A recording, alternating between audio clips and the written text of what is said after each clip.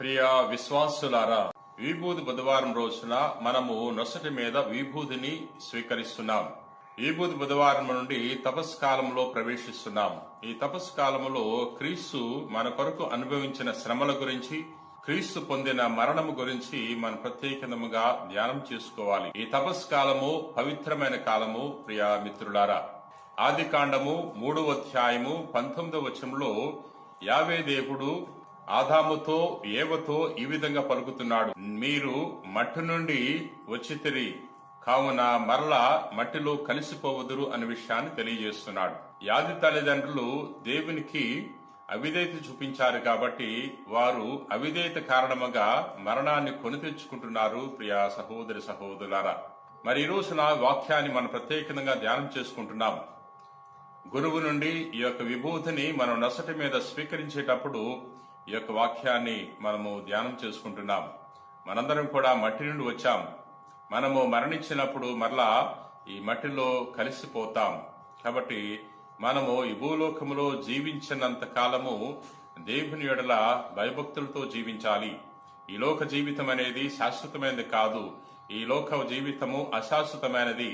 ఈ దేహము నశిస్తుంది, మట్టిలో కలిసిపోతుంది అనే విషయాన్ని మనం గుర్తుపెట్టుకోవాలి. ప్రియ సహోదరి సహోదరులారా, ఈ విభూది బుధవారం రోజున హృదయ పరివర్తన గురించి ధ్యానం చేసుకుంటున్నాం. అందుకనే ఈ రోజు చదువుకునే మొదటి పట్టణంలో హృదయ పరివర్తన చెందాలి అనే విషయాన్ని మనము ధ్యానం చేసుకోబోతున్నాం.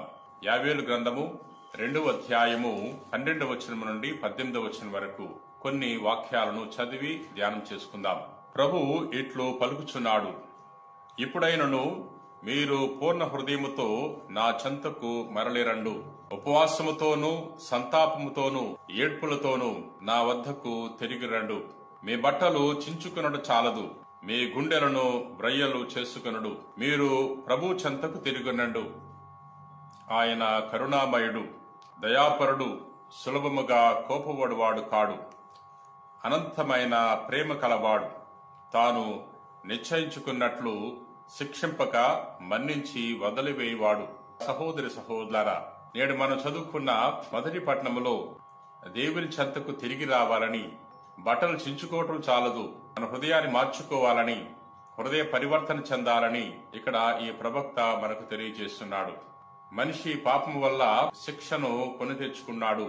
మరి దేవుని యొక్క శిక్ష నుండి మనం తప్పించుకోవాలంటే దేవునికి విధేయత చూపించాలి, హృదయ పరివర్తన చెందాలి, దేవుని చెంతకు మరలి రావాలి. అంటే దేవుని యొక్క ఆజ్ఞలు తెలుసుకుని, దేవుని యొక్క మనసును తెలుసుకుని, దేవుని యొక్క చిత్త ప్రకారంగా జీవించినట్లయితే దేవుడు మనల్ని క్షమిస్తాడు, ప్రభువు మనల్ని రక్షిస్తాడు అనే విషయాన్ని ఇక్కడ మొదటి పట్టణంలో ప్రవక్త మనకు తెలియజేస్తున్నాడు. ప్రియ సహోదరి సహోదరులారా, ఈరోజు మనం ధ్యానం చేసుకునే సువిశేషము మత్తయి సువార్త 6వ అధ్యాయము 1వ వచనం నుండి 6వ వచనం వరకు మరియు 16వ వచనం నుండి 18వ వచనం వరకు కొన్ని వాక్యాలను మనం చదువుకుందాం. నేటి సువార్తలో ముఖ్యంగా 3 విషయాల గురించి ధ్యానం చేసుకుంటున్నాం. ఒకటి దాన విధానము గురించి, రెండవది ప్రార్థనా విధానము గురించి, మూడవది ఉపవాసము గురించి. ప్రియ సహోదరి సహోదరులారా, యేసు ప్రభు తన శిష్యులకు ప్రజలకు తెలియజేస్తున్నాడు, మీరు భక్తి కార్యాలు చేసేటప్పుడు ప్రజలు పొగడాలి, ప్రజలు మిమ్మల్ని గుర్తించాలి చేయవద్దు. అలా చేస్తే దేవుని నుండి మీకు ఎటువంటి బహుమానం రాదు. ఆ విధంగా చేసినప్పుడు దేవుడు మీకు ప్రతిఫలం ఇవ్వడు అనే విషయాన్ని ప్రభు తెలియజేస్తున్నాడు. ముందుగా ప్రభు దాన విధానం గురించి తెలియజేస్తున్నాడు. ప్రజల పొగడ్తలను పొందుటకై ప్రార్థనా మందిరంలోను వీధులలోను డాంబికులు చేయనట్లు నీవు నీ దాన ధర్మములను మేళతాళములతో చేయవలదు, వారు అందుకు తగిన ఫలము పొంది ఉన్నారని నేను మీతో వక్కాణించున్నాను. నీవు దానము చేయనప్పుడు నీ కుడి చేయి చేయనది నీ ఎడమ చేతికి తెలియకుండా రహస్యముగా చేయును. ప్రభు తెలియజేస్తున్నాడు, దానం చేసేటప్పుడు మనము డాంబికులు చేసినట్లు చేయకూడదు. అందరికీ తెలిసినప్పుడు అందరూ చూసి మనల్ని పొగడాలి అనే దృక్పథంతో మనము దాన ధర్మాలు చేయకూడదు అనే విషయాన్ని తెలియజేస్తున్నాడు. కుడి చేతితో చేసే దానము ఎడం చేతికి కూడా తెలియకుండా చేయి అనే విషయాన్ని ప్రభు తెలియజేస్తున్నాడు. ప్రియ సహోదరి సహోదరులారా, మనము దేవునికి దేవాలయానికి కొన్ని కానుకలు ఇస్తూ ఉంటాం. వస్తు రూపంలో కానుకలు ఇచ్చినప్పుడు ఆ వస్తువుల మీద, దేవాలయంకి ఇచ్చే వస్తువుల మీద మన పేరు ఉండాలి అని మన పేరు మనము రాస్తూ ఉంటాం.